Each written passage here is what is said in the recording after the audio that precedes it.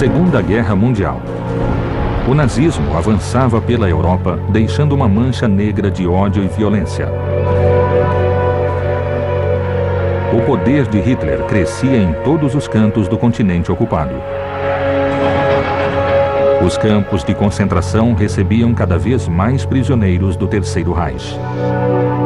Em Auschwitz, um nome ressoava entre as pessoas assustadas que chegavam, gelando o sangue dos mais fortes: Josef Mengele, o Anjo da Morte, cujo trabalho era decidir o destino dos prisioneiros que chegavam ao campo e selecionar os melhores exemplares para suas experiências sobre-humanas. Mas como um homem nascido em uma família burguesa com 2 diplomas universitários e um grande futuro pela frente, se associou à máquina assassina nazista, tornando-se um assassino cruel? Como ele pôde escapar da justiça e deixar questões não resolvidas sobre sua morte?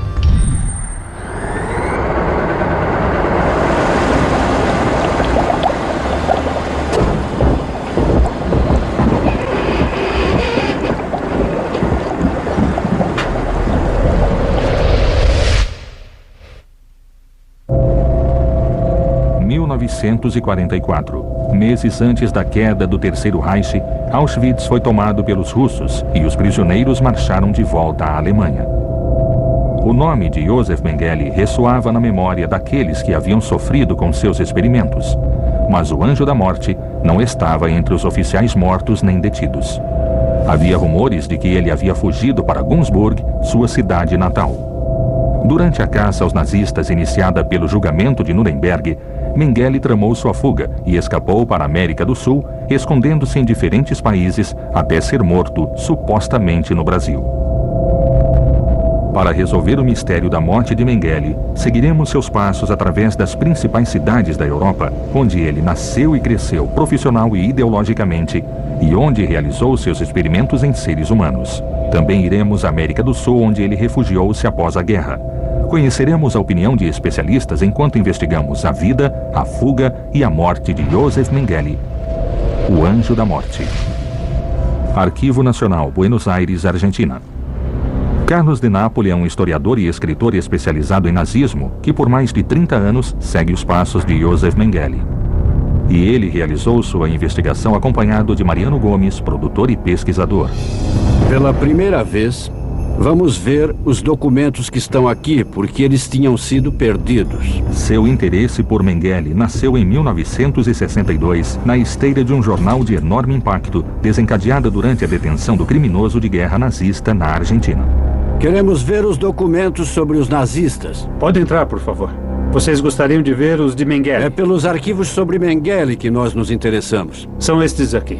Carlos reuniu informações suficientes no Arquivo Nacional da República Argentina para documentar a segunda fase da vida de Mengele. Uma das poucas fotos originais de Mengele que existe, provavelmente de sua entrada no país. Este é o registro civil de Mengele. Ele entrou sob o nome de Helmut Gregor em 20 de junho de 1949. Mais tarde esclareceu que seu nome completo era Josef Mengele. Ele nasceu na Alemanha, na Baviera, em Günzburg. Significa que temos que ir para a cidade de Günzburg para descobrir qual era a sua verdadeira posição econômica, se ele tinha mesmo as empresas que aparecem aqui, por que podia viajar tão facilmente pelo mundo e todo o resto. Na Argentina, conta-se a história de um médico que sobreviveu fazendo abortos ou que se escondeu em uma fazenda no norte do Paraguai. Em Berlim, ele é conhecido como um empresário milionário que viveu na América do Sul com o ouro roubado dos prisioneiros dos campos. A primeira fase da vida do criminoso foi na Alemanha, onde essa história começa.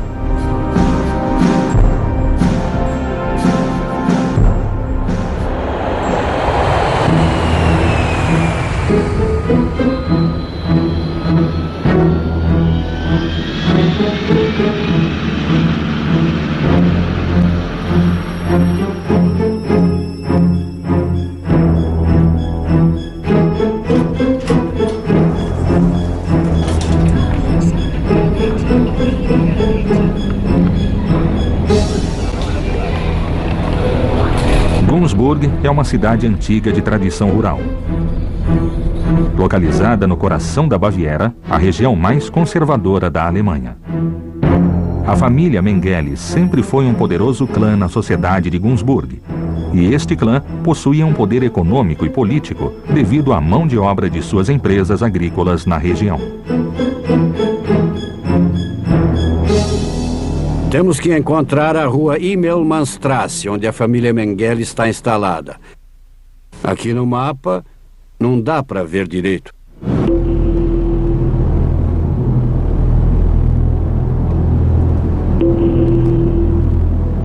Em 13 de março de 1911, no número 13, Rua Immelmannstrasse, nascia Josef Mengele, o filho mais velho de uma família alemã ultraconservadora da cidade de Günzburg. Mengele brincava nesta rua, até começar seus estudos em Günzburg. É incrível estar aqui na casa onde Mengele corria quando era criança. Era apenas mais um garoto. É um lugar tranquilo, como podem ver. Imagine há 100 anos, quando ele nasceu.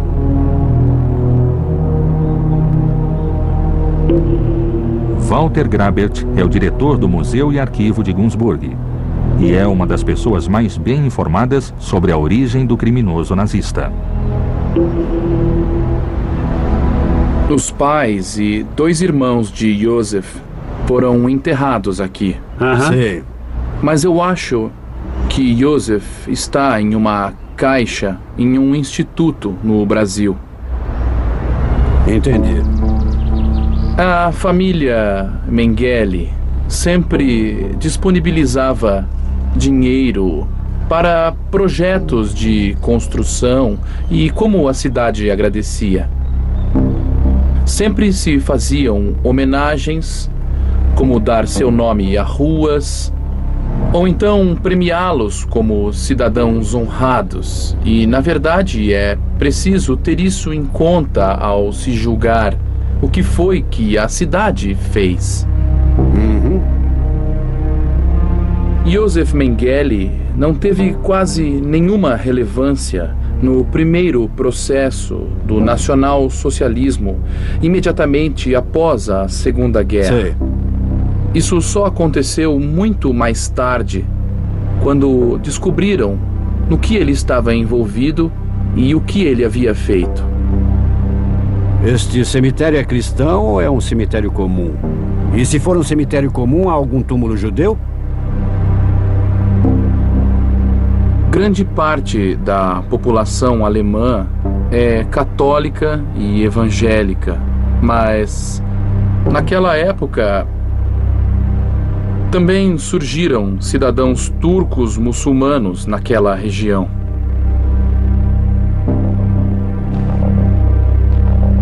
Nós tivemos aqui durante muitos anos, mas a partir do século XVII, deixam de haver comunidades judias aqui em Günzburg. Josef Mengele vinha de uma família de fabricantes de Günzburg. O seu pai, Karl, assumiu uma pequena fábrica na parte superior da cidade.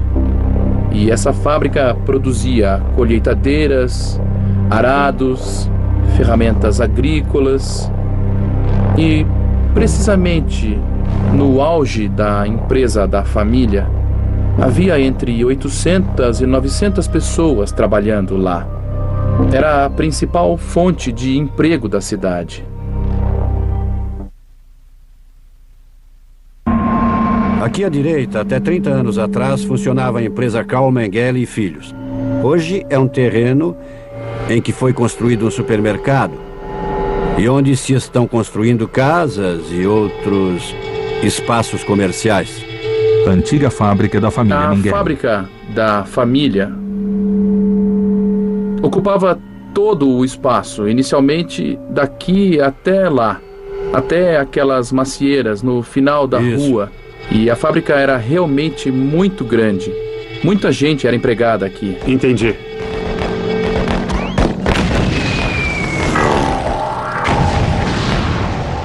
Em 1914, eclodia a Primeira Guerra Mundial. Karl Mengele marchou na frente de batalha. A infância de Josef foi marcada pelas deficiências inerentes a uma guerra extremamente sangrenta. Em tais circunstâncias, sua mãe decidiu assumir a empresa da família. Como a guerra exigia comida em grandes quantidades, a empresa de Mengele, ainda sob o comando de Walburga, cresceu significativamente em detrimento dos cuidados de seus filhos. Essa falta de atenção de sua mãe influenciou na criação do monstro de Auschwitz?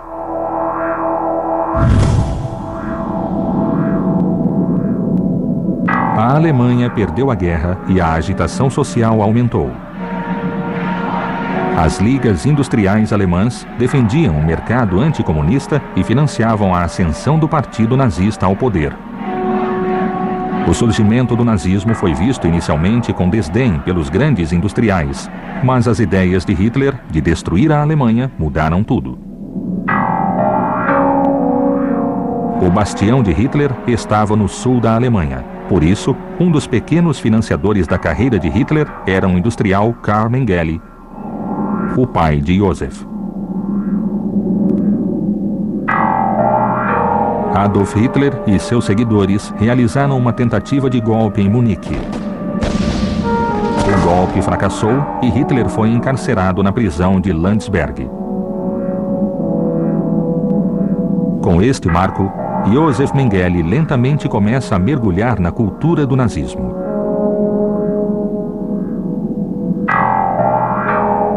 Em 1930, ele viajou para Munique e depois para Frankfurt para iniciar seus estudos. Mas como o filho de um poderoso industrial em poucos anos torna-se o criminoso mais sinistro do nazismo?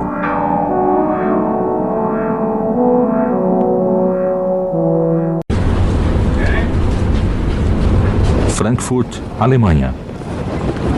Em 1931, Mengele estudava filosofia e antropologia em Munique, onde conheceu as teorias de raça que justificavam de forma filosófica e ética o nazismo.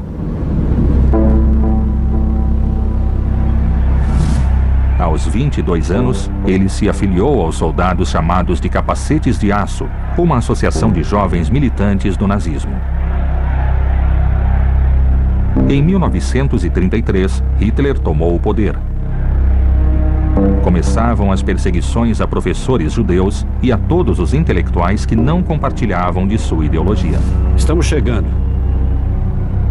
Ao concluir os estudos em Munique, em 1934, Mengele foi para Frankfurt para estudar medicina. Lá, ele ingressou no Instituto para a Proteção do Patrimônio e da Higiene Racial na cidade de Frankfurt, onde trabalhou como assistente de um dos defensores da teoria de superioridade racial, Ottmar von Verschwer. A raça ariana. Os nazistas acreditavam que eram a vanguarda de um novo sistema social que não era baseado nas ideias da Revolução Francesa. A Revolução Francesa baseia-se na ideia de que, perante a lei, todos os homens são iguais. E eles disseram, não, nós somos arianos, somos a raça superior. E não apenas isso, eles também acreditam que as raças inferiores não tinham direito de viver.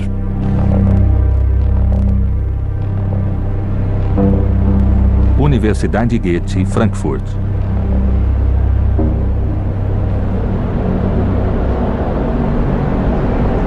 Edifícios e locais como este, por onde caminhava Mengele, quando tinha 30 anos, enquanto estudava medicina, são os mesmos que ainda vemos. Havia 2 médicos, especificamente, que influenciaram Mengele para que se dedicasse à medicina clínica, especializada na possibilidade de partos múltiplos. Ele já tinha estudos anteriores em antropologia sobre lábio leporino e estava no Instituto Kaiser para realizar estudos genéticos, pois seu chefe era obcecado por gêmeos. A genética humana, estes são todos os departamentos de genética humana.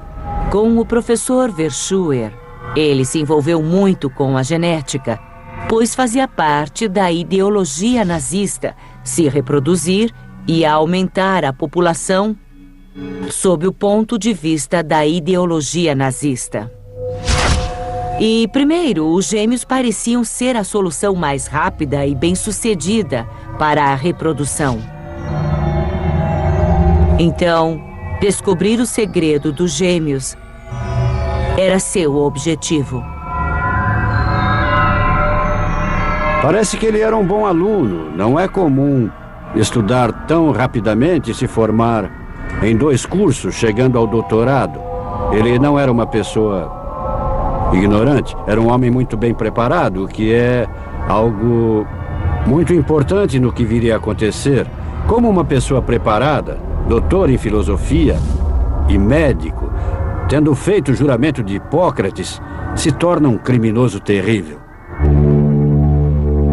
Eu não acho que a educação é uma garantia de bom comportamento ou de comportamento humano. Ele recebeu uma excelente educação.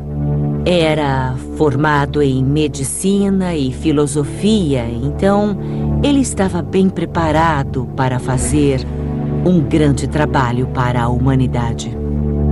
É enigmático. Como alguém que, se a situação política, não econômica, porque para ele não era situação econômica, mas se a situação política fosse diferente, ele teria sido outro tipo de cientista. Mas se chegou a esse ponto, ele também foi vítima. Eles sabiam o que faziam, mas faziam. E faziam conscientemente. Ele também foi um experimento. É como dizer, como fazemos para um cidadão comum ser um nazista?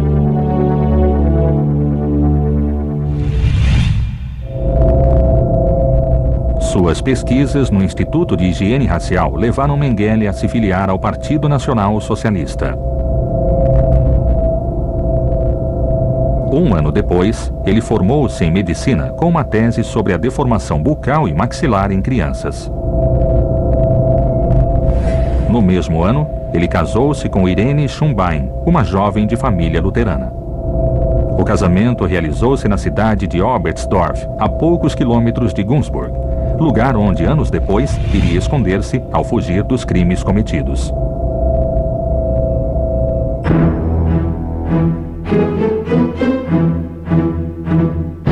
A investigação de Carlos de Napoli prossegue em Munique, buscando as causas da transformação de Mengele no médico criminoso de Auschwitz.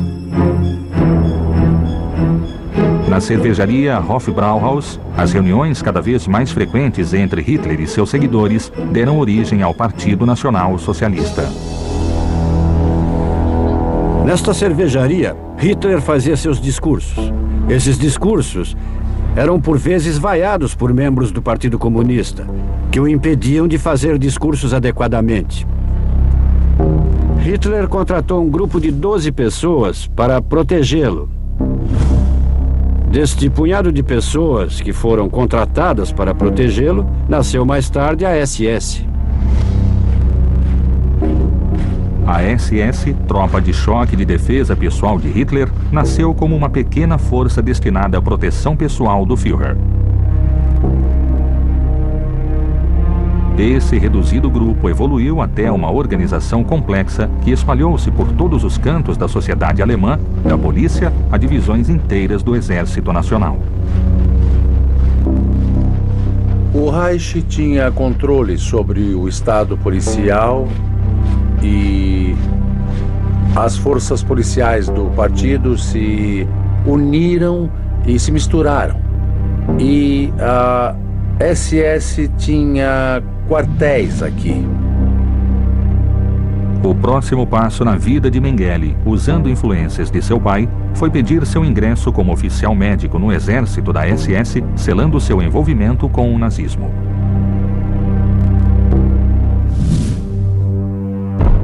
Como qualquer oficial da força, ele fez um juramento. Juro a Adolf Hitler, Führer e chanceler do Reich, lealdade e coragem.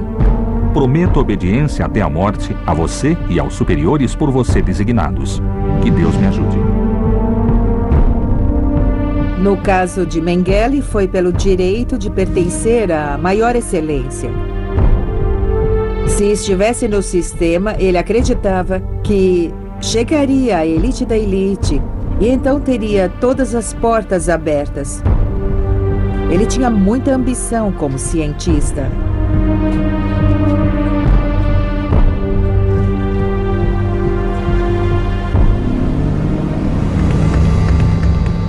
Carlos de Nápoles viaja a Nuremberg para tentar compreender o nazismo crescendo na mentalidade de Mengele.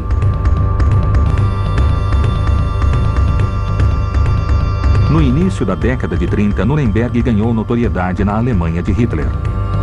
Nuremberg, Alemanha. Ali realizavam-se as reuniões e conferências mais importantes do partido, inclusive no Congresshalle, um dos estádios mais importantes. Congresshalle, Congresso do Partido Nacional Socialista dos Trabalhadores. A magnificência das reuniões realizadas no Congresshalle antes da guerra levaram os seguidores de Hitler ao extremo nacionalismo e exerciam uma espécie de admiração em Josef Mengele.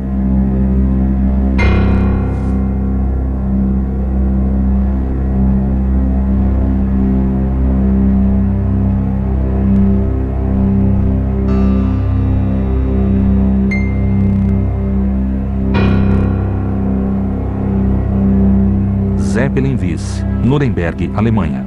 O Zeppelin-Wiese também foi um dos edifícios mais valiosos para o Império Nazista.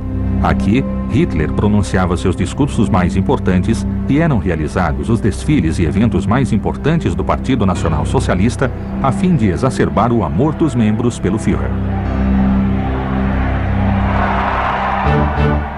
Em 1939, o poder de Hitler atingiu o clímax. As reuniões do partido eram manifestações de massa. O regime crescia a cada dia, junto com a admiração e o fanatismo de milhões de alemães. As massas reunidas no estádio de Nuremberg viviam por seu líder. Estreando o uniforme da SS, o jovem Mengele destacou-se por seu fervor e dedicação ao Führer. O terror estava instalado. O nazismo começava a assumir o controle da política mundial e Mengele iniciava sua carreira militar. O anjo da morte começava lentamente a abrir suas asas para sobrevoar a Europa em guerra.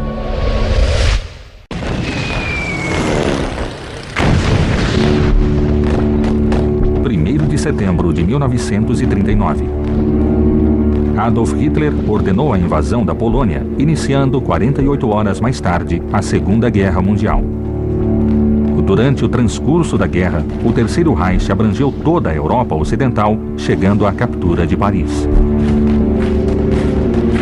Enquanto isso, Mengele continuava sua pesquisa genética em Frankfurt, logo depois de ser assimilado à reserva do corpo de médicos e de entrar para uma divisão Viking da Waffen-SS. Junho de 1941. A Alemanha invadia a União Soviética. Fevereiro de 1942, Mengele foi recrutado e enviado às proximidades de Rostock, na frente leste, onde foi ferido e evacuado na linha de frente. Por sua atuação, ele foi condecorado com a Cruz de Ferro de 2º grau.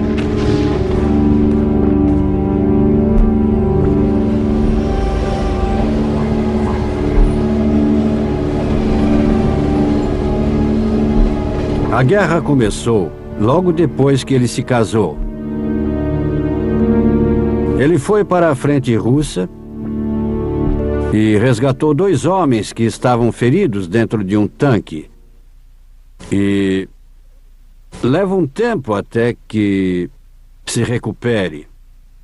Depois que ele se recupera e se sente pronto a tomar decisões, como ter sua própria clínica ou trabalhar como médico, ele pede para ser transferido a um campo de concentração e, especificamente, para fazer experimentos com humanos. Eu acho que aqui temos que refletir. Sim.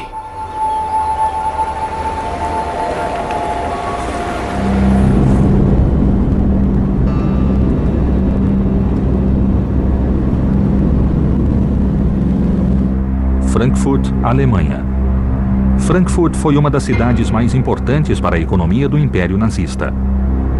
Lá foram instalados os laboratórios da IG Farben, a indústria química mais importante da Alemanha, que passou para o controle nazista em 1937. Na estação... Fica por aqui. O quê? A IG Farben. Estavam interessados em química. A Farben foi criada em torno de 1911 e foi formalizada como sociedade, como um monopólio. Nos anos 20, a fábrica estava pronta. E em 1935, Hitler passou para o controle nazista, enviando para lá grupos de judeus ou qualquer outra pessoa considerada estranha ou politicamente contrária ao partido. E isso influenciou os médicos? Alguns médicos foram punidos, mas a cúpula era tão importante que não podiam julgá-los pelos segredos que tinham.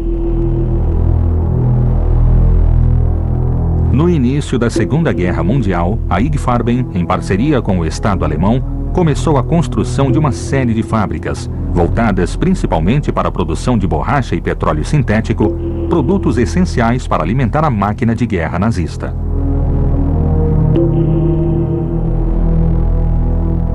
Tendo à sua disposição centenas de milhares de prisioneiros em campos de concentração para realizar experiências com produtos farmacêuticos, a IG Farben se organizou para obter o maior benefício comercial possível. Do edifício sede da empresa, localizado na cidade de Frankfurt, eram enviados produtos químicos para os campos de concentração, com os quais os médicos faziam experiências em seres humanos.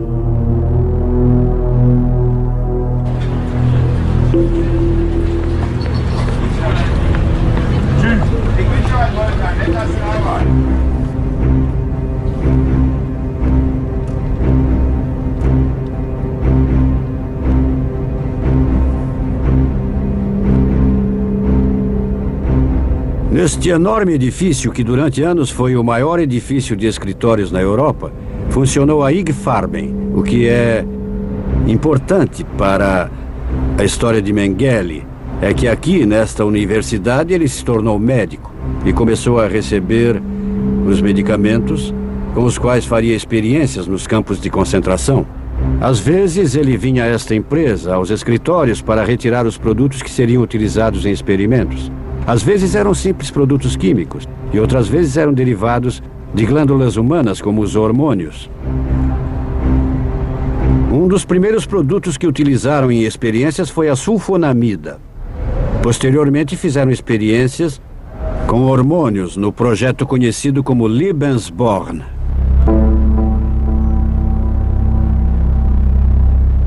Aqui onde estamos, daqui, saíam todos os produtos que foram usados nos campos de concentração espalhados por toda a Alemanha. Este é o prédio por onde entravam os criminosos de guerra que mais tarde foram julgados em Nuremberg.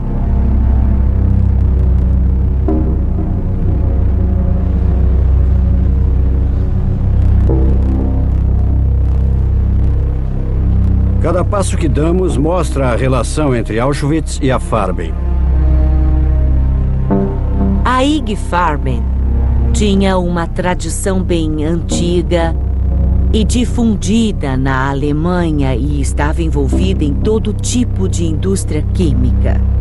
O gás Zyklon B, que foi usado para a destruição em massa, foi produzido pelas fábricas pertencentes à IG Farben.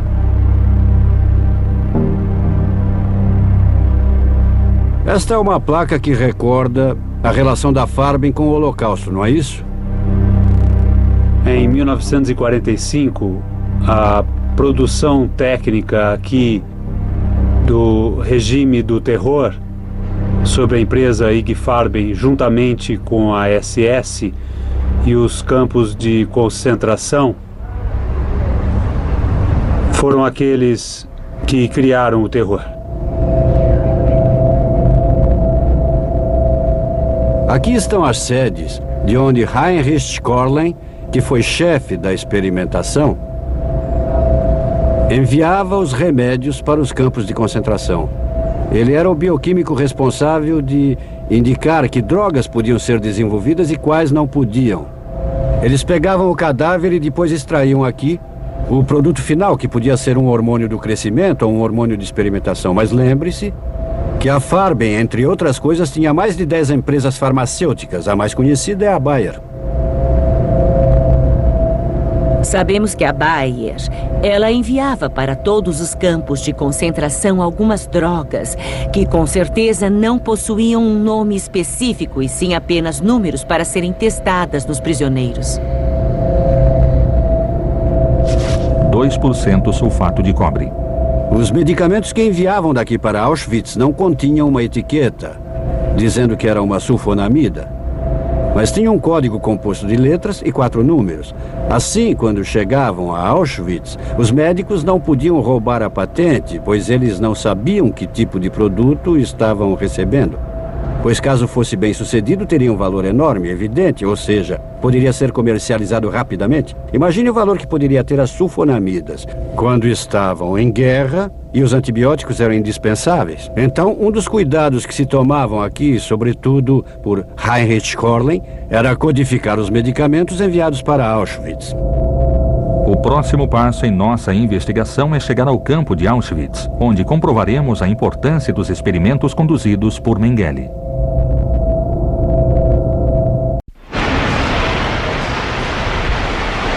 Estação de trem, Frankfurt.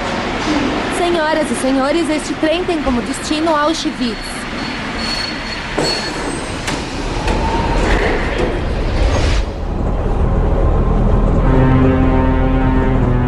No início de 1943, Mengele solicitou à liderança da SS sua transferência ao campo de concentração de Auschwitz para realizar experimentos genéticos em seres humanos.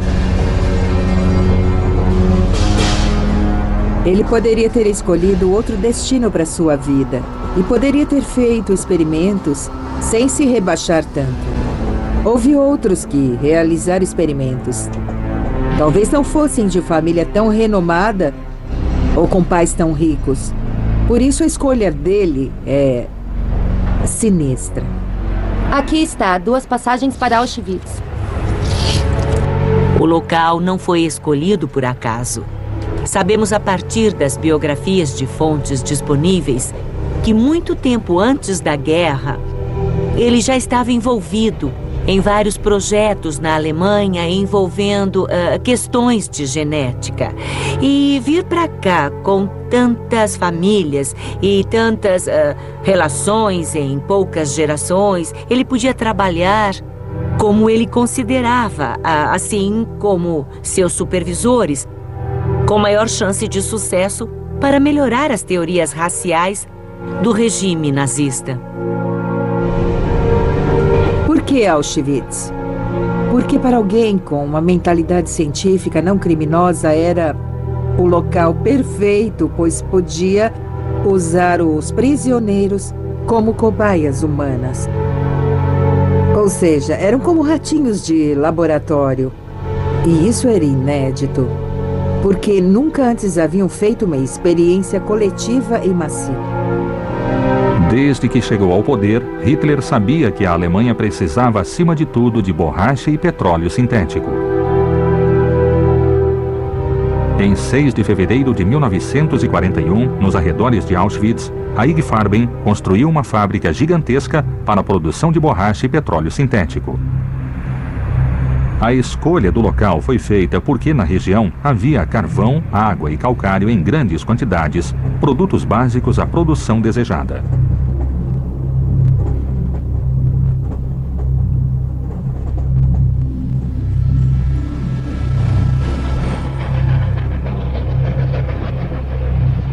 A região escolhida também possuía uma rede ferroviária que permitia interligar a fábrica com o restante do território do Reich e, posteriormente, com a frente soviética. Estação de trem de Auschwitz, Polônia. Com o decorrer da guerra, a mão de obra disponível em Auschwitz foi utilizada para diversos fins, transformando o polo industrial em um campo de concentração, trabalho e extermínio, para onde eram deportados milhares de judeus, ciganos, comunistas e opositores políticos. Havia campos de concentração para onde as pessoas foram enviadas e apenas poucos foram mortos. Havia também as fábricas de morte como Auschwitz ou Treblinka, onde a ideia era levar as pessoas para lá e matá-las. A ID Farben tinha um acordo com o campo de concentração. Eles poderiam usar os prisioneiros e ainda tinham que pagar os administradores do campo para usar esses prisioneiros do campo de concentração. Eles até separavam os trabalhadores qualificados dos não qualificados. Havia um grande interesse no negócio, especialmente pela SS, que era encarregada de administrar os campos e estava lucrando enormes quantias de dinheiro.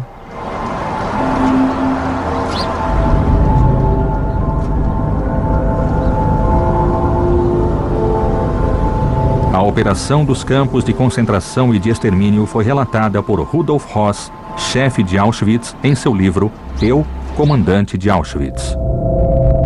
Os 6 centros de extermínio eram Auschwitz, Birkenau-Lublin, Majdanek, Belzec, Chelmno, Sobibor e Treblinka.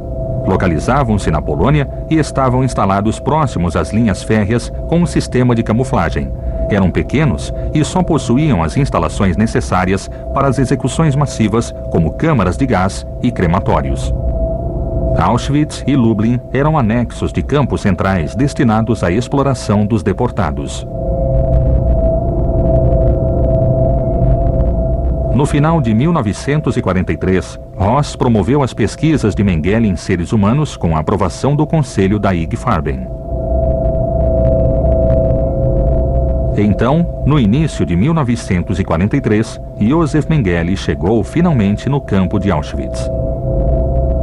No local havia centenas de médicos, na maioria responsáveis por assegurar que não houvesse surtos de epidemias. Auschwitz I era o campo principal dentro do complexo. Em um dos edifícios, Mengele realizava suas experiências, especialmente com crianças. Campo de concentração Auschwitz, Polônia. Auschwitz foi um complexo de campos de concentração. Nós estamos em Auschwitz I, o primeiro campo estabelecido.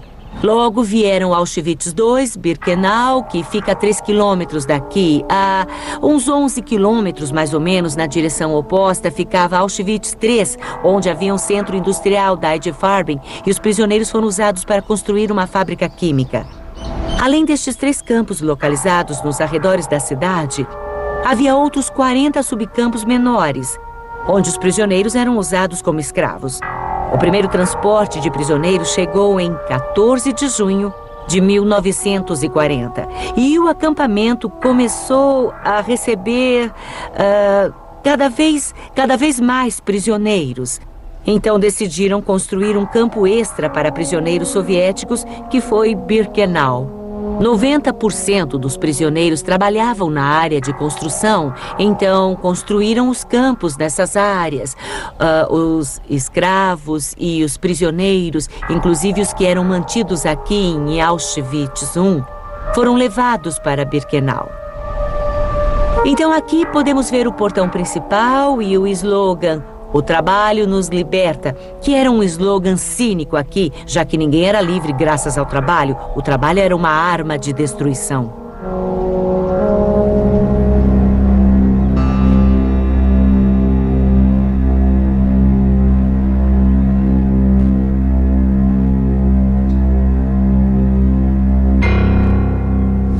Hoje há vários edifícios.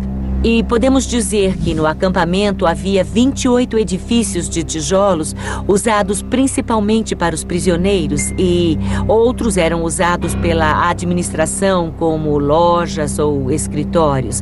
Atualmente, a primeira fileira de edifícios é usada pelo museu e a última fileira de edifícios há uma exposição para todos os visitantes. E uma das partes se concentra nas vítimas dos experimentos. Muitas crianças que foram trazidas para cá, mais tarde foram vítimas desses experimentos, como logo veremos.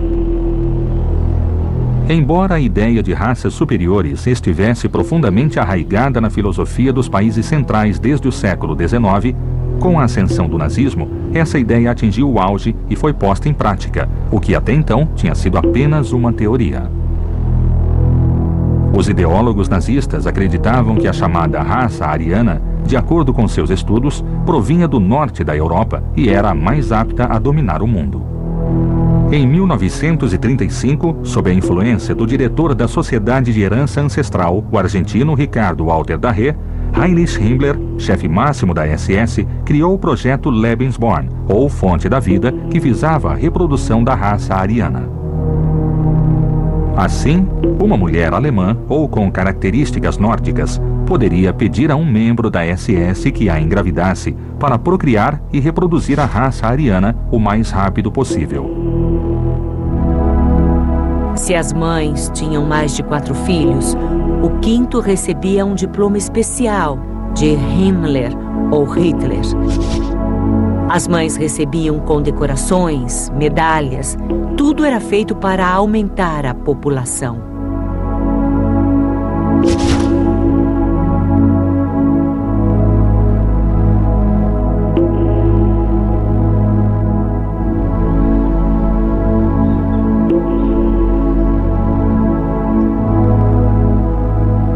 Se falamos de experimentação, na verdade havia muitos cientistas trabalhando em diversos projetos aqui. O mais lembrado, tragicamente, é o infame Dr. Joseph Mengele. Ele foi indicado como o médico-chefe de Birkenau. Então iremos para Birkenau, ao seu posto de trabalho. Ele viveu e trabalhou lá nos arredores do campo, assim como a maioria dos oficiais. Então eles viviam lá e trabalhavam. A atividade de Mengele no campo de concentração de Auschwitz tornou-se a engrenagem central do projeto Lebensborn. Sua obsessão por obter partos múltiplos o levou a assassinar milhares de gêmeos nas alas de experimentação. O Bloco 6 foi muito importante na vida dos prisioneiros e uma parte se foca nas crianças que foram vítimas de experimentos. Vamos dar uma olhada. Primeiro, as fotografias mostram as vítimas de experiências de Mengele. E aqui podemos ver exemplos de documentos. Então, temos documentos do Instituto de Higiene estabelecido aqui. E aqui até podemos ver a assinatura de Joseph Mengele, que estava enviando a cabeça de um cadáver de um menino de 12 anos para ser diagnosticada, como está descrito aqui. Claro que Mengele não fazia os experimentos nele mesmo. Ele escolhia prisioneiros do campo de concentração. Aqui na foto, podemos ver 2 meninas que foram vítimas dos experimentos. Eva Moses Kor e sua irmã Miriam. Elas foram trazidas da Hungria. Tive a oportunidade de conversar com Eva Moses há alguns anos e ela me disse que após o trabalho, os médicos lhe perguntaram se os experimentos haviam prejudicado sua saúde. E ela disse que quando estavam na maca, injetavam alguns líquidos. Sim. E ela disse que nunca lhes contaram o que era. Eram crianças e na documentação dos sobreviventes não há esse tipo de informação. Mas ela disse que depois da guerra, alguns anos mais tarde, uma delas começou a perder a visão e quase ficou cega. Elas não sabiam o que era, pois nada havia acontecido a elas, não haviam adoecido nem nada. Mas felizmente os médicos conseguiram salvá-la e ela voltou a enxergar normalmente. Mas ela disse que um dos diagnósticos era de que se tratava de resíduos dos experimentos. A intervenção de Mengele no projeto Lebensborn não se limitou às experiências com gêmeos. Documentos encontrados na Alemanha e na Argentina mostram claramente que havia o objetivo de prolongar o período de fertilidade das mulheres, a obtenção da fórmula da eterna juventude e a cura de homossexuais através do uso de hormônios obtidos pela Ig Farben. Conectados com ele através do tempo. Ele mesmo os descrevia como experimentos médicos. Eu não vejo como isso pode ser do interesse da medicina. Houve experimentos, especialmente com gêmeos, para verificar como os químicos eram eficazes para matar pessoas. E algo que deve ficar claro desde o início é que ele era um médico, mas não pensava em curar ninguém. Ele só pensava em aniquilar pessoas.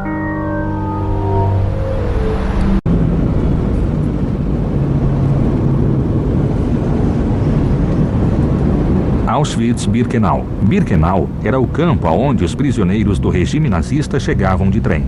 Após 1942, converteu-se em um local de extermínio em massa dos judeus.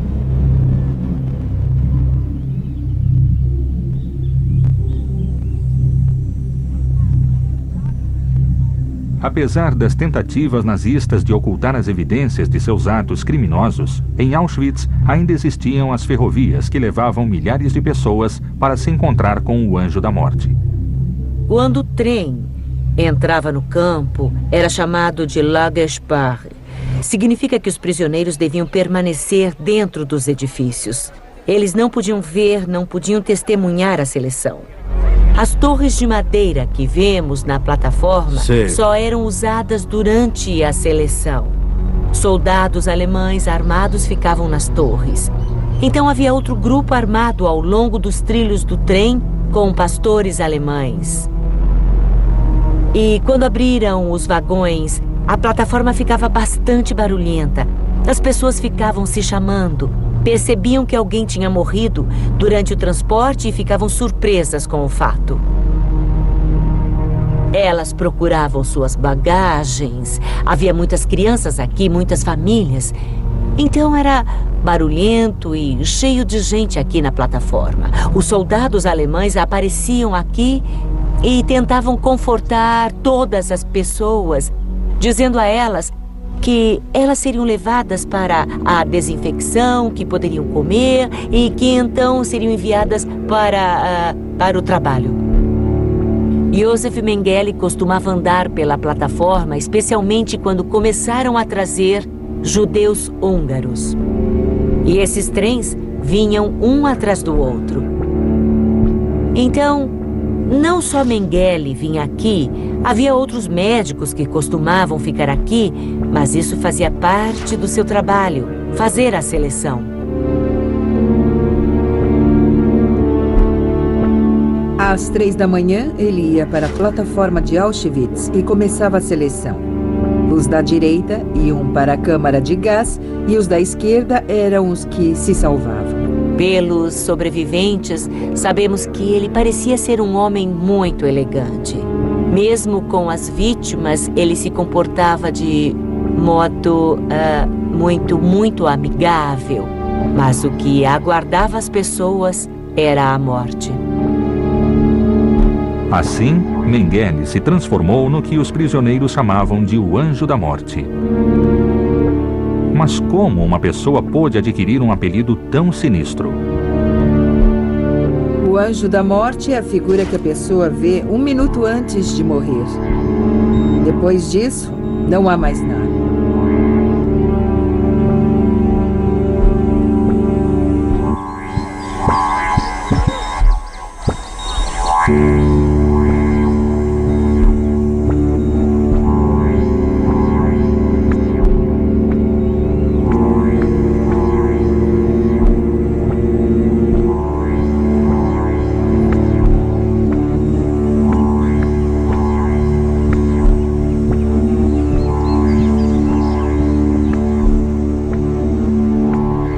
Este é o edifício sanitário e é muito importante saber que os experimentos foram realizados em locais semelhantes. Josef Mengele organizou um de seus locais de trabalho Mas claro que em um local um pouco diferente, não havia tantos banheiros nesses edifícios e era organizado de forma diferente. Mas nos campos dos ciganos, ele reuniu os gêmeos e os trigêmeos, que foram as vítimas de seus experimentos.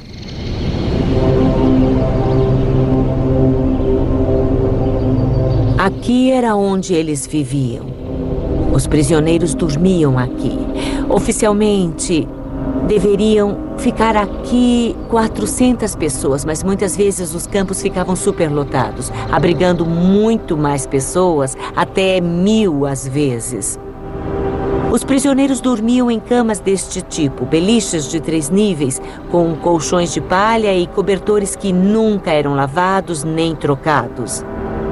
Aqui havia muitos insetos, mas por causa dos cobertores havia muito mais. Muitas vezes este lugar era usado para se sentarem e comerem. Eles podiam comer aqui. Pela manhã, antes de serem levados para o trabalho, bebiam um líquido, supostamente café, sem açúcar. Então continha pouca ou nenhuma caloria.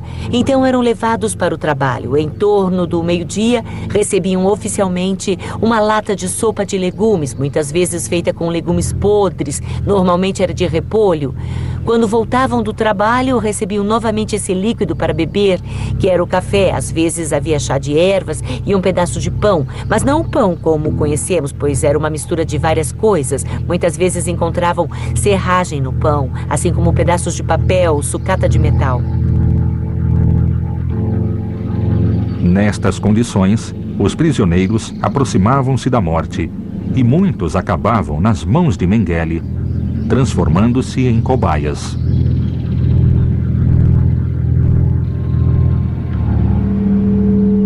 Acho impossível que um homem com seu status financeiro tenha buscado um lugar tão maldito para fazer experimentos com as pessoas e, claro, assassiná-las.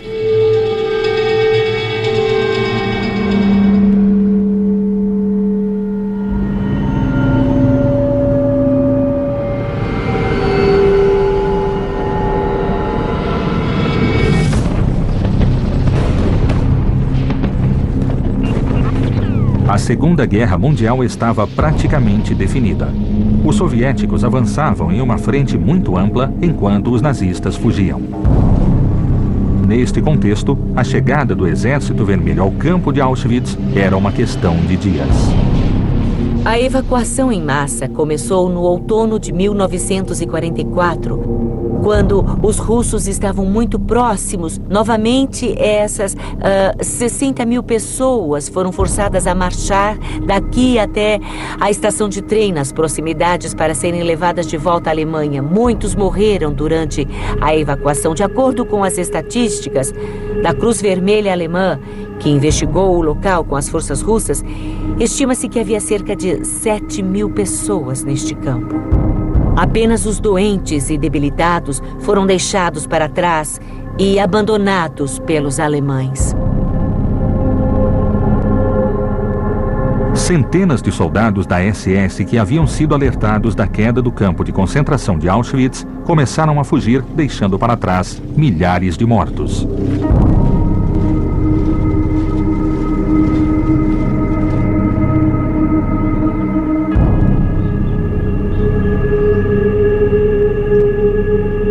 Nesta estação, no inverno de 1945, o Dr. Josef Mengele fugiu, embarcando no último trem de Auschwitz para a Alemanha. Ele foi enviado para cá em maio de 1943 e em dezembro de 1944 ele reuniu seus arquivos e deixou o campo. Então ele ficou por 1 ano e 8 ou 9 meses. Mengele levou consigo os resultados das experiências mais importantes realizadas durante o projeto Lebensborn e uma grande quantidade de ouro saqueada dos prisioneiros. Seu destino final era Günzburg, cidade natal do criminoso, onde ele permaneceu escondido durante os 4 anos seguintes.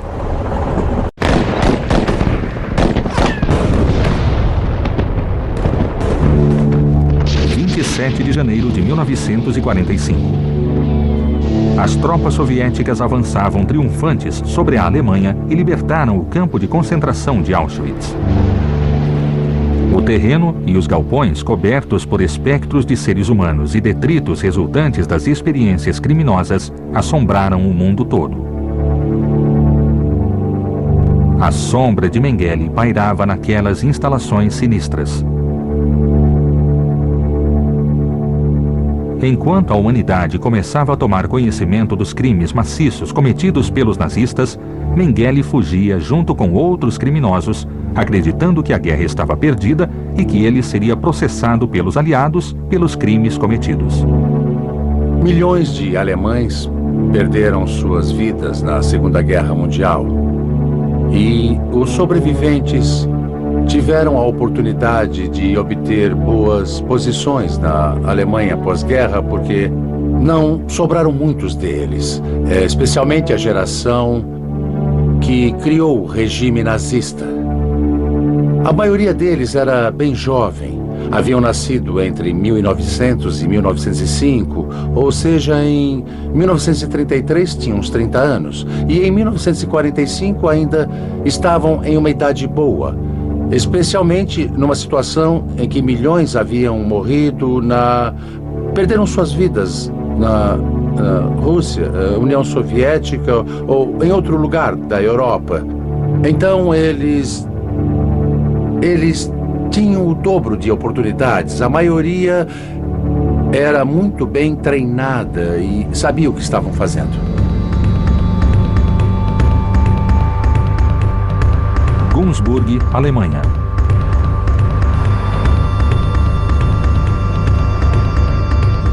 Günzburg foi o primeiro local onde Mengele se escondeu ao fugir de Auschwitz. Ali ele permaneceu de 1945 a 1949, escondendo-se nas propriedades da família no campo e na cidade. Lá ele foi ajudado por seu pai, Karl, que colaborou para que Josef saísse da Europa. Durante os 2 primeiros anos, ele pôde desfrutar da tranquilidade do campo sem a possibilidade de ser encontrado pela justiça. Ele até começou um romance com Marta Maria Will, a esposa de seu irmão falecido. Quando ele saiu de Auschwitz, Mengele se escondeu aqui, no interior de Günzburg. Não sabemos em que lugar exatamente, mas sabemos que foi quando iniciou uma fuga que acabaria no Brasil, em 1959. Na época, ele já tinha aparecido nos jornais e era procurado intensamente. Ninguém pode dizer precisamente se mais tarde ele voltou para cá, para a cidade. Sim, Eu claro. também não sei dizer.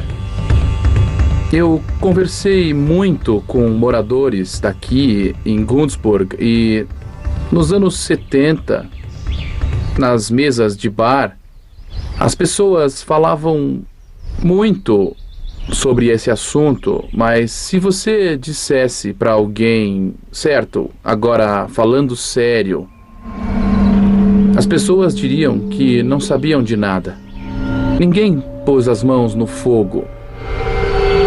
Ninguém tem coragem de falar sobre esse tema aqui na cidade.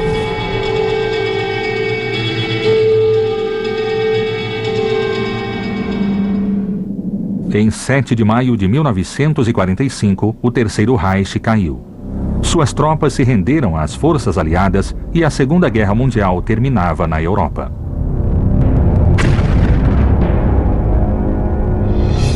Meses mais tarde, devido aos acordos já existentes entre os aliados, os criminosos que haviam sido capturados e que eram responsáveis pela morte de milhões de pessoas foram julgados na cidade de Nuremberg.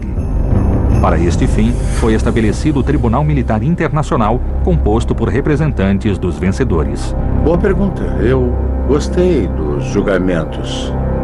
Acho que foram relativamente bem-sucedidos. Os líderes do Terceiro Reich foram julgados e, por fim, foram sentenciados oficialmente. O que aconteceu em seguida, se as sentenças foram cumpridas a curto ou longo prazo, isso é outra coisa. Temos uma parte da exposição que mostra 50 pessoas que foram investigadas. Houve muita investigação. 16 pessoas foram a julgamento e 3 foram condenadas. Ou seja, nem 1%. Concluídos os julgamentos, os Estados Unidos iniciaram por conta própria os chamados julgamentos subsequentes, em que foram avaliados os médicos que haviam participado de experiências criminosas com os prisioneiros dos campos de concentração e as autoridades da IG Farben, que haviam fornecido os produtos químicos a serem testados nesses experimentos. Havia pessoas que estavam interessadas em levar as pessoas à justiça. Isso aconteceu. Mas na maioria dos tribunais não havia pessoas interessadas porque eram da antiga elite. Eram pessoas que continuavam com seu trabalho. Então, é por isso que tivemos um número relativamente baixo de julgamentos. E como os sentenciaram, ou como encontraram os acusados, é difícil de saber. Apesar da importância e do impacto que tiveram os julgamentos, Joseph Mengele foi um dos muitos cientistas criminosos que nem sequer foram mencionados durante o processo. Seus experimentos terríveis ficaram conhecidos somente anos mais tarde.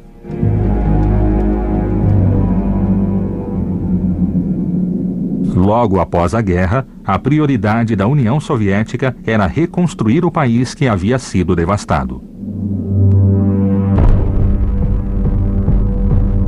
No entanto, no decorrer dos anos, também começou a perseguir os nazistas que haviam cometido crimes de lesa humanidade contra a população civil e militar soviética.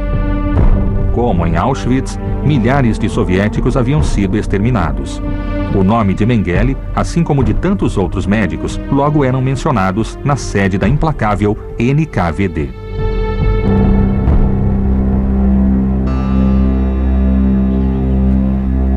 Percebendo que sua vida estava em perigo e que o círculo da morte se fechava desta vez sobre si mesmo, em 1949, Mengele decidiu deixar a Europa o quanto antes.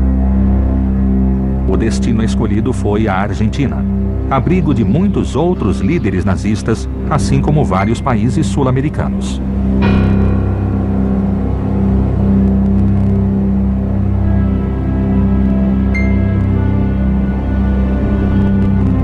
Alemanha, Günzburg. A Mercedes-Benz 170B, conduzida por seu pai Karl e finalmente pelo próprio Joseph, chegou em maio de 1949 a Oberstdorf, uma vila alpina onde ele havia se casado 10 anos antes. No dia seguinte, ele percorreu uma estrada sinuosa coberta pelas névoas primaveris da cidade italiana de Gênova, um dos portos mais movimentados da península. Gênova, Itália. De lá, Mengele embarcou para a Argentina, onde tentou deixar para trás seu passado sangrento, iniciando uma nova etapa de sua vida como outro homem, mas ainda assim um fugitivo da justiça. Mengele conseguiu recomeçar e esquecer seu passado sinistro? Aeroporto Internacional de Frankfurt, Alemanha. Carlos de Nápoles retorna à Argentina seguindo os passos do criminoso de Auschwitz. Sua fuga da cidade de Gênova tinha como destino o continente sul-americano.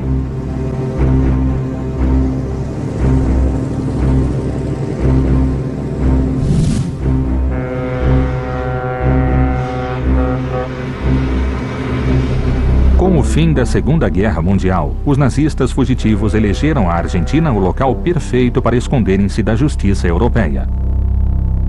Muitos afirmam que a ideologia nazista de Juan Domingo Perón foi a causa principal da chegada maciça de membros do Partido Nacional Socialista. Ao assumir a presidência após a Segunda Guerra, a suspeita da criação de redes e associações nazistas cresceu no país. 20 de junho de 1945. Josef Mengele chegava à Argentina. O passaporte que trazia consigo havia sido emitido pela Cruz Vermelha Internacional sob o nome de Helmut Gregor, um cidadão italiano nascido em Termeno. Entre seus pertences estavam os resultados das experiências médicas realizadas em Auschwitz. O anjo da morte, que havia percorrido por mais de um ano os campos de concentração, buscava com esta viagem esconder o sangue que o cobria sob o pretexto de uma pessoa respeitável.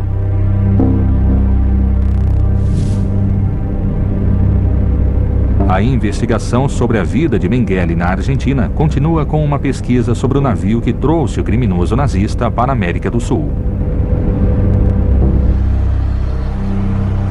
Ainda existem dúvidas sobre o nome do navio em que Mengele chegou ao país.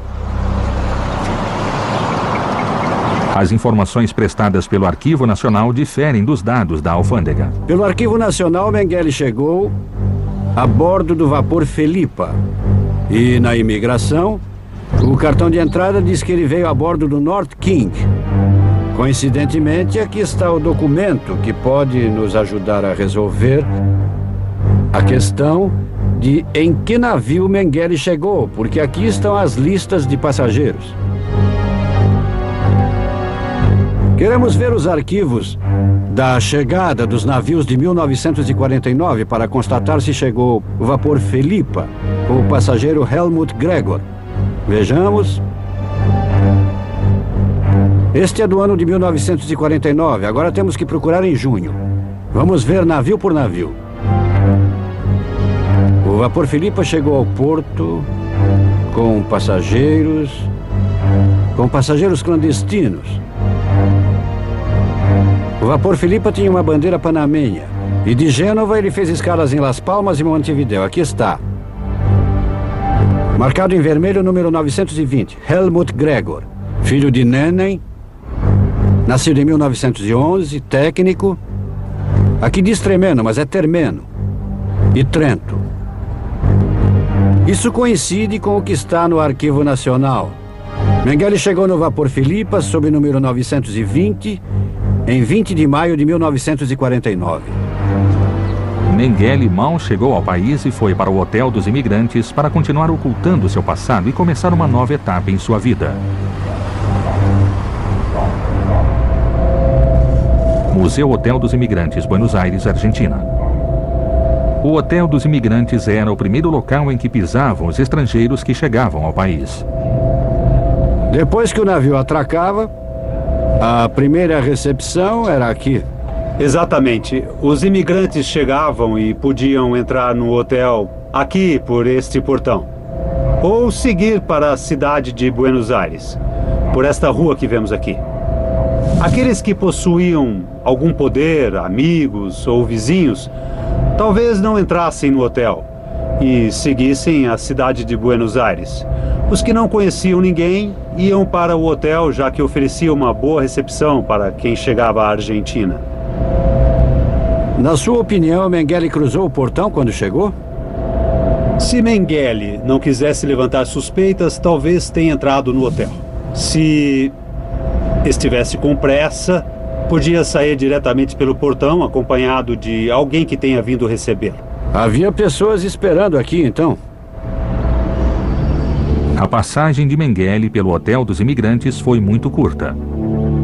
Após uma primeira entrevista para ser autorizado a entrar no país, ele foi recebido pela Spineweber, uma organização alemã na Argentina responsável por acolher e proteger os nazistas que fugiam da Europa. Então, esses foram seus primeiros passos depois que ele desembarcou? Sentou-se a uma mesa, onde o examinador anotaria seu nome e, de alguma forma... Isso. Ele passava por uma seleção e seria examinado para ver se poderia viver como imigrante na Argentina. Quer dizer que Josef Mengele, que estava acostumado a selecionar pessoas e enviá-las à morte ou aos campos de trabalho, Em uma determinada situação também passou por isso. Teria que ser selecionado em vez de ser selecionador. Ele teve que apresentar um formulário, seus documentos, seu nome, que era falso. E pela primeira vez ele encontrou um obstáculo que precisava saltar. Exatamente. Aqui temos seu formulário de registro de quando ele chegou à Argentina, como todos os estrangeiros que queriam ficar aqui. Este era o registro oficial? Isso mesmo.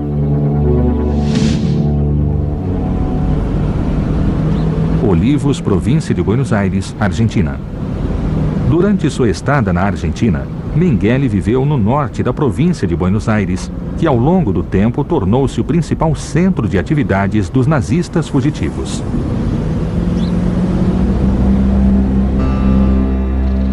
Nos 6 meses seguintes após sua chegada a Buenos Aires, Mengele viveu nesta casa, na rua Arenales 2460, na cidade de Olivos. Esta casa não é uma casa qualquer, era a casa de um descendente alemão, que durante os 10 anos que ele ficou na Argentina, este endereço foi informado quando ele tirou a carteira de motorista e quando pediu permissão para viajar com o tal de Josef Strobel.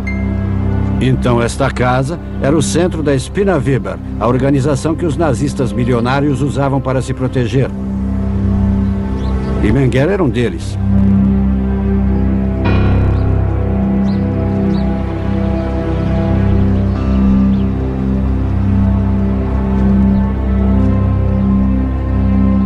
A estrutura local da Spinnaviber era liderada pelo empresário Jorge Antônio, de laços estreitos com o general Perón. Como os outros membros da rede, a estada de Mengele na Argentina foi caracterizada por uma mobilidade constante, especialmente no norte da província de Buenos Aires. Em 1953, Mengele clandestinamente divorciou-se de Irene Schumbein, sua primeira esposa que havia permanecido em Günzburg. Logo depois, Mengele deixou o codinome de Helmut Gregor para recuperar sua verdadeira identidade e assim desfrutar, pelo menos por alguns anos, de uma vida tranquila, sem que seu passado continuasse a atormentá-lo.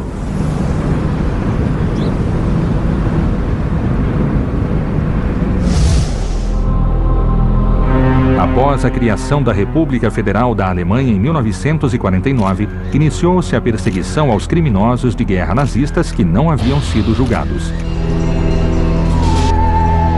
Essa perseguição também fez com que os médicos que haviam participado do Terceiro Reich perdessem seus empregos e diplomas universitários. Em 1957, a Universidade de Frankfurt revogou o título de Josef Mengele, que recentemente fora considerado foragido da justiça. Mas Mengele ainda estava escondido na Argentina, sem suspeitar que sua paz logo acabaria.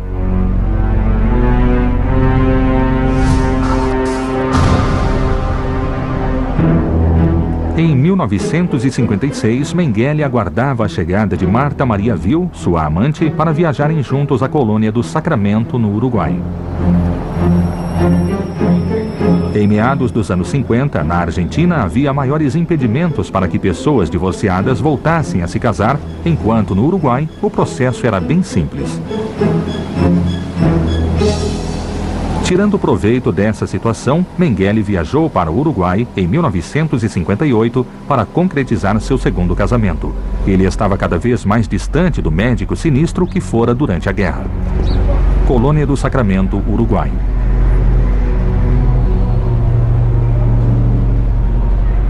Héctor Amoedo é um jornalista uruguaio que descobriu todos os documentos que provam a estadia de Mengele e seu casamento na República Oriental do Uruguai. Para onde vamos, Héctor? Bom, vamos ao gabinete do prefeito em Colônia, no registro civil do comissariado de Colônia. Está a certidão de casamento de Mengele e Marta Maria. Quando as pessoas se casam, o primeiro ano fica no registro civil do cartório competente. Certo. Mas após um ano passa para o departamento intendente, para o registro civil do departamento intendente. Nesse caso, é aqui, mesmo, né? Perfeito. Isso. É um escritório pequeno como os de outras cidades do interior. Esse documento está completo. É o documento principal. Entendi. E aí aparece a primeira assinatura. A primeira assinatura de Mengele. E aqui abaixo, a de Maria Marta Ville, emitida em Gunzburg, cidade natal de Mengele. E aqui está, devidamente referendado. Na Alemanha, por conseguinte. A importância de encontrar evidências dessa união, os documentos referendados pela Embaixada da Alemanha mostram que na Europa sabia-se da presença de Mengele na América do Sul. Esta aqui é a certidão alemã, é claro, do divórcio. De acordo com a certidão de divórcio do cartório de Frankfurt, Irene Schumbein, a primeira esposa de Mengele, informou ao juiz que o criminoso vivia na Argentina desde 1949 e que recebia a correspondência na Rua Sarmiento, 1875, na cidade de Olivos. Aqui as assinaturas são iguais. Uma pista vital para que Mengele começasse a ser perseguido pela justiça pouco tempo depois. Você pode ler para nós? Sim. Em Nova Helvécia, no dia 16 de junho de 1958, às 10 horas, a pedido das partes interessadas, faço saber que aqui casam-se o senhor Josef Mengele e a senhora Marta Maria Will. Intimo todos que venham a saber de qualquer impedimento ao casamento que se manifestem por escrito a este cartório, fazendo conhecer as causas. O casamento de Mengele no Uruguai não seria possível sem a ajuda de Roberto Mertig, dono da empresa Orbis e amigo pessoal de Carl Mengele. O pai de Josef havia estabelecido contato com Mertig em 1946, solicitando ajuda para que a vinda de seu filho na América do Sul lhe permitisse esquecer seu passado no Terceiro Reich.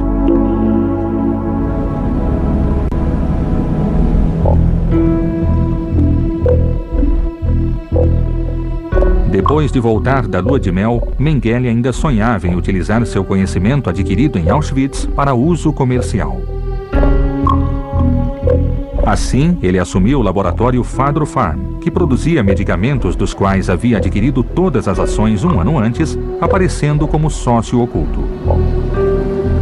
Este seria seu último movimento tranquilo na Argentina, pois os fantasmas do passado começavam a persegui-lo.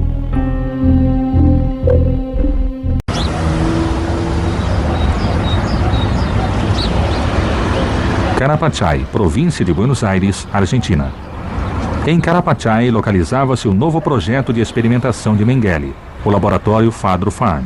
Ali ele produzia as drogas que anos antes haviam sido utilizadas em seres humanos. Entre elas, encontravam-se as drogas utilizadas no projeto Lebensborn, uma pesquisa orientada à reprodução da raça ariana. O desejo de Mengele de desenvolver experiências genéticas não havia acabado em Auschwitz. O anjo da morte ainda estava presente no novo homem que ele aparentava ser. Inspeção Geral de Justiça, Cidade de Buenos Aires. Na Inspeção Geral de Justiça, Carlos busca os arquivos que documentam o investimento de Mengele na indústria farmacêutica. Mariano Gomes, Dr. Prazer, Horácio Luque. Boa tarde. Olá, boa tarde. Queríamos saber se é possível retirar um processo. Um Está processo com todas antigo. as autorizações? Sim, é um processo em nome da sociedade Fadro Farm. Está em nome de Josef Mengele. Aqui está. Está completo? Está completo. Tem a primeira escritura e todo o resto. Por questões de segurança, Mengele não fazia parte da sociedade inicial da empresa. O quadro de sócios constituído. Ele aparecia como sócio oculto. Outubro de 1957. Aqui há 2 sócios. Que são? Ernesto Timmermann, alemão, e Heinz Truppel, argentino. Não há nenhum vestígio. De Mengele? Não, não há nada. Aqui aparece a senhora Erika Peters Timmermann. E então? Bom, aqui temos o que estamos procurando. Este é um documento de 28 de agosto de 1958. Foi quando revelam quem era esse sócio oculto. E no momento em que aparece Mengele, o capital de repente se eleva para 1 milhão de pesos daquela época, dos quais 980 mil pesos correspondiam a ele. Muito bem. Este importante investimento e Mengele lhe assegura um futuro privilegiado na América do Sul. Assim, eliminam-se os rumores de sua estadia nas favelas do Brasil. Eu, como advogado, o que posso dizer é que nesta sociedade ele tinha o controle total. Não estamos falando de um capital muito insignificante. É uma empresa dedicada cujo capital social à indústria farmacêutica. A indústria farmacêutica, e havia outros sócios, pelo que estamos vendo. Esse Timmerman, que também contribuiu para a sociedade com seus supostos conhecimentos em experimentação com drogas. É interessante porque parece que aconteceu alguma coisa. Porque o Mengele voltou à clandestinidade. E novamente, em abril de 1959, ele já tinha sido informado de que o estavam procurando. A denúncia que sua primeira esposa, Irene Schumbein, havia feito rendia frutos. A República Federal da Alemanha fez um pedido de extradição do criminoso. Alertado por seu pai, Mengele renuncia à empresa e volta à clandestinidade. Logo, ele conheceria seu destino final. Boa tarde, muito obrigado. De nada, não tem de quê. Foi muito gentil. Que documento impressionante. Realmente é muito importante. A última documentação oficial existente sobre a presença de Josef Mengele na América do Sul foi o pedido que o criminoso nazista fez à Polícia Federal em 12 de fevereiro de 1959 para retornar à Alemanha, levando seus pertences através da alfândega. Mariano, este é um documento extraordinário. Este documento oficial da República da Argentina diz que em 12 de fevereiro de 1959, Mengele pediu permissão para ir para a Alemanha, o que foi concedido pela Polícia Federal. Ele pediu para deixar a Argentina. Esse pedido ocultava o verdadeiro destino do médico criminoso. Ele começaria uma fuga por vários países sul-americanos, deixando a Argentina, que, sem saber, abrigara um dos assassinos mais sinistros da história da humanidade.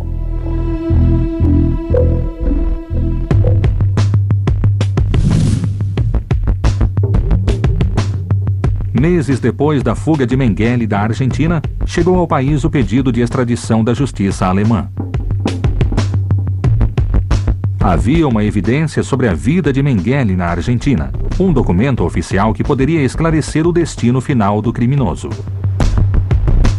No Arquivo Nacional encontra-se a declaração de Marta Maria Vil, esposa de Mengele, presa pela Polícia Federal Argentina em 1960, um ano depois da fuga do nazista.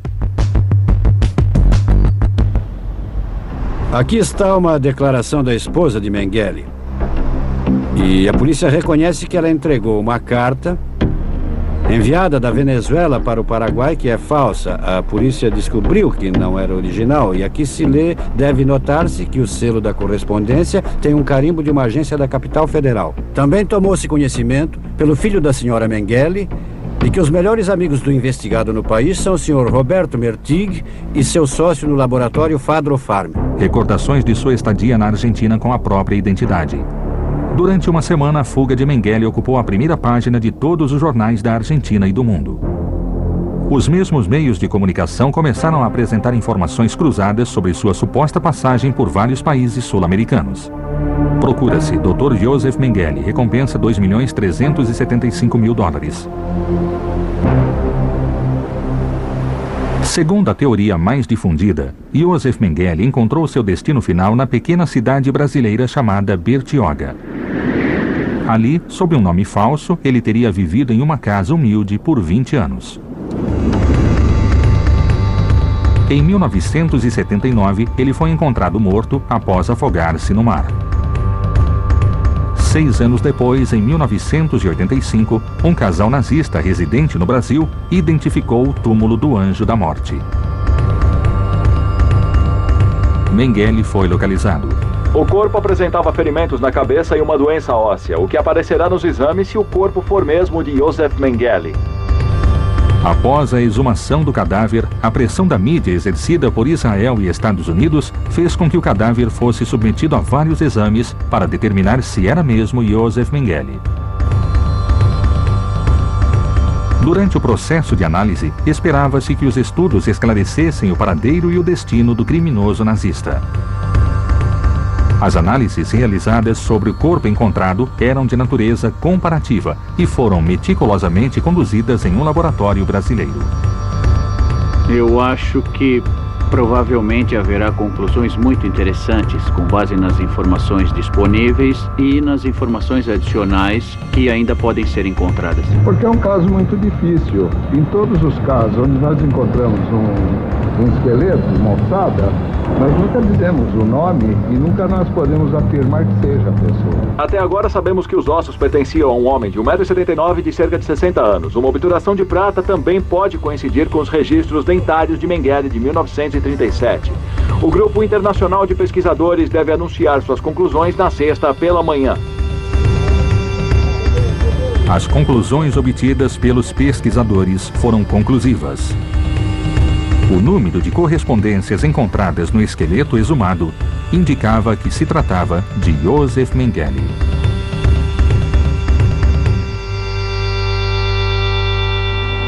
A notícia sobre a morte de Mengele surpreendeu o mundo todo.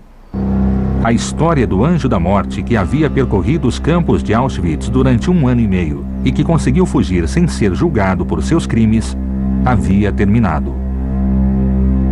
A morte do sinistro médico ainda deixa intrigas, mas o fato é que o criminoso nazista pôde escapar da justiça graças à cumplicidade de sua família e de vários contatos na América do Sul. Ninguém o encontrou até sua morte. No entanto, suas vítimas ainda clamam por justiça.